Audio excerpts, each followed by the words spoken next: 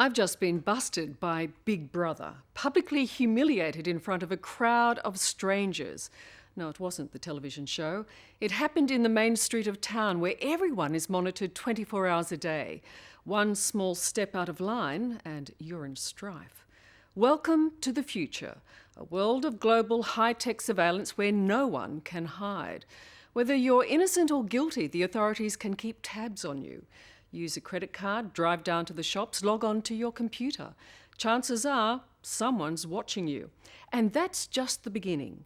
You'll be horrified at what they already know, what they'll be able to find out about you.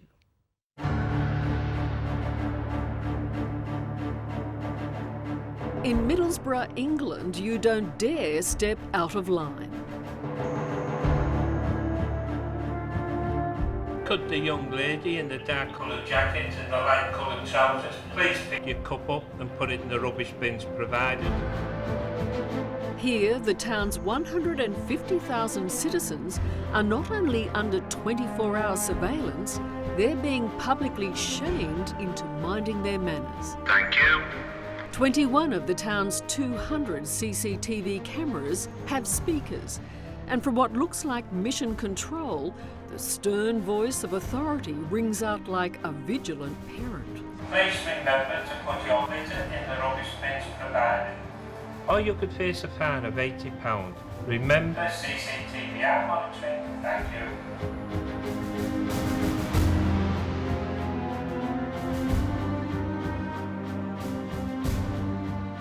It really is a step up from monitoring to Big Brother.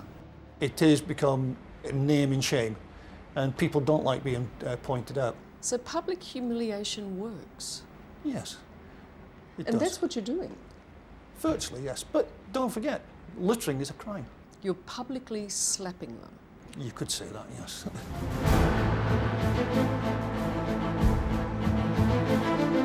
Is it official? Big Brother has arrived? I think it has arrived. In a way, we're living in a science fiction future, but most of us don't realise that it's happened or the speed of technology which has enabled it to happen. Never in history have our private lives been more publicly observed. From CCTV to the internet, our every move can be tracked. But we've always been told Big Brother was there to protect us. Surveillance certainly makes us feel safer and has solved crimes that would otherwise have gone unsolved. I think if you went through life never knowing what had actually happened, as some people do, I think that would be terrible, that would be worse. If it wasn't for technology, Estella and John Ap Rees-Price may never have seen justice for their son Tom. This is the last time Tom, a 31-year-old lawyer, was seen alive. They'd been working and he'd been for a drink with some friends afterwards, just to wrap up really, and so he got the tube train back to where he lived with his girlfriend. Tom never made it. He was stabbed to death by two of these gang members for £20, a mobile phone and his train card. How has life changed? You know, somehow when Tom came home, our family kind of felt complete. I don't know how to say it. So that's always around.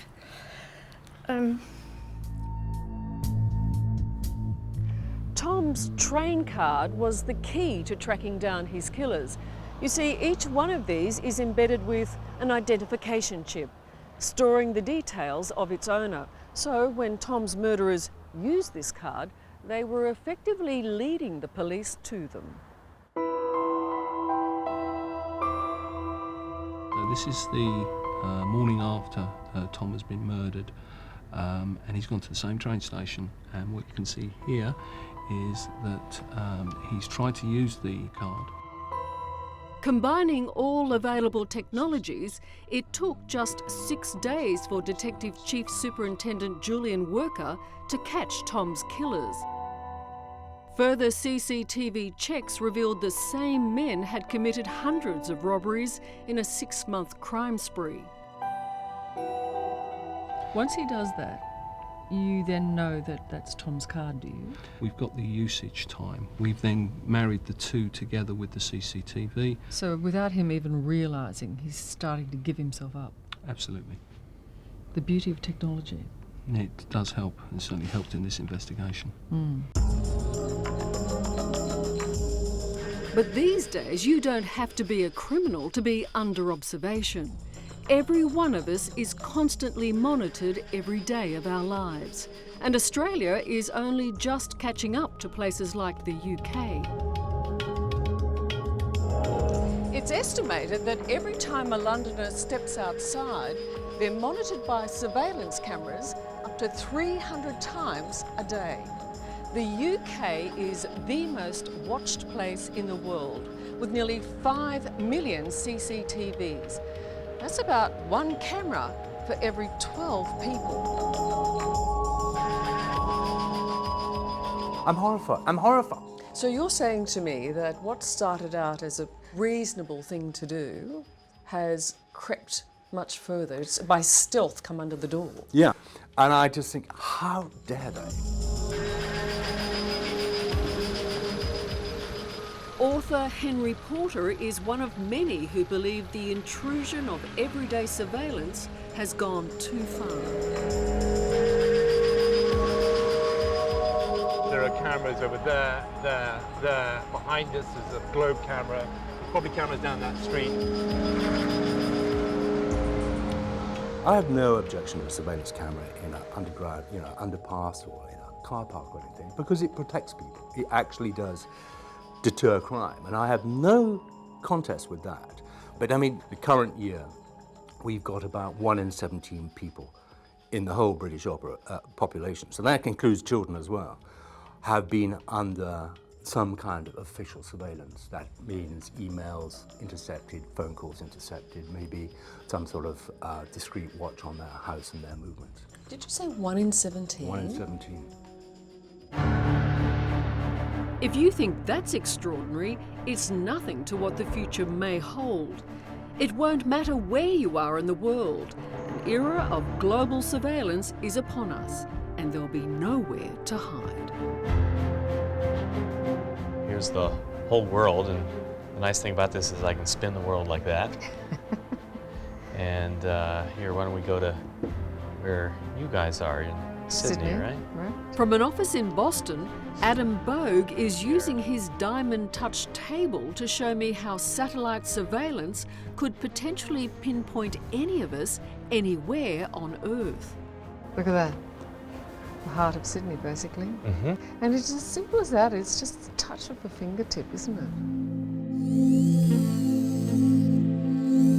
Once on the ground, CCTV cameras could take over to track an individual on the street. Then, face recognition technology would identify who you are and everything about you. So from the video footage, we can extract their facial appearance and also their facial shape, and then match that to a database of shapes and appearances that we would have. And if there is a match, we would obviously find who that person is. At Boston's Cambridge University, Hans-Peter Pfister is developing 3D face recognition so sophisticated it will soon be possible to create a database of all of us, made from the happy snaps we post on sites like Facebook. Not Big Brother? Obviously, everybody is afraid of Big Brother. That is absolutely true. I think Big Brother is already happening. The question is, how do we deal with it? And what policies do we have so that we can still maintain the little privacy that we do have? All the technology we've seen could one day converge at a central control point like this, the New York Police Department's real-time crime centre. It truly does look a bit like we'd seen in the movies. Yeah. In this futuristic headquarters, the latest surveillance and information technologies come together. We do a background check on them anyway. This, to me, is really one of the most exciting things that we have going within the police department. First high-tech crime-fighting system out there. Inspector Kenneth McKeel and his team can combine satellite and CCTV footage with phone or medical records, cross-reference internet details with criminal histories. CCTV, satellite, you're able to pull all these things in if you need to. Correct. If you see, we get actual live feeds, out in the field. We can see what's going on. This is the 21st century. This is the real thing. I've been many years, close to 30 years on this job, and I was in the day of carbon paper and a lot of loose papers and computer systems that didn't work together well, and it was a lot of footwork. We're eliminating time, and we're locking people up that really deserve to be locked up. The result? In the last 5 years, murders in New York have dramatically dropped from 2,000 a year to 500. But Henry Porter wonders how much of our privacy we've surrendered for success like that. Is it a case now that we're all under suspicion? Yeah, there is now this strange conversion which happened, which is that the citizen has to prove him or herself to the state endlessly, rather than the state assuming that the citizen is basically well-intentioned and innocent.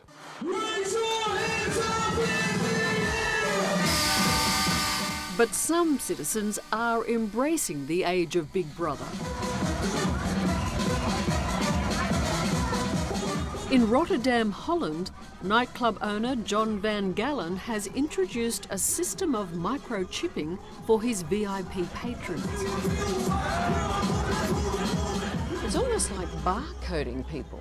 Yeah, it is, because every chip got a number, and the number corresponds to the name and the picture. That's the way it is, yeah, it is.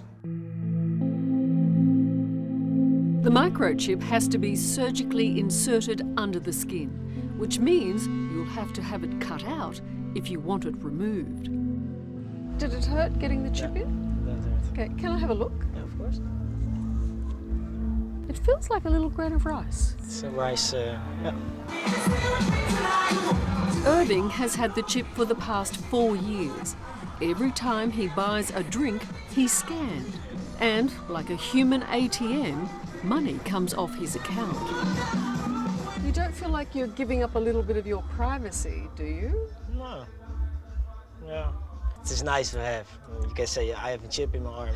I'm the first one in the whole world. I have a chip, and yeah. Remember CCTV and monitoring. Thank you. Big Brother is here to stay. And in Middlesbrough, it's something the locals have learned to live with. Jack Bonner argues it's changed community behaviour and made his town a better place.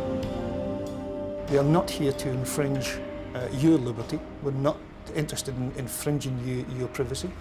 We won't be looking through your bedroom window or your living room window.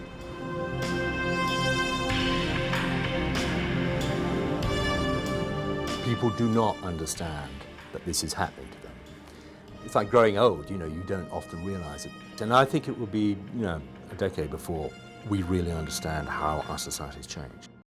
Hello, I'm Tom Steinford. Thank you for watching 60 Minutes Australia. Subscribe to our channel now for brand new stories and exclusive clips every week. And don't miss out on our extra minute segments and full episodes of 60 Minutes, which are on 9now.com.au and the 9Now app.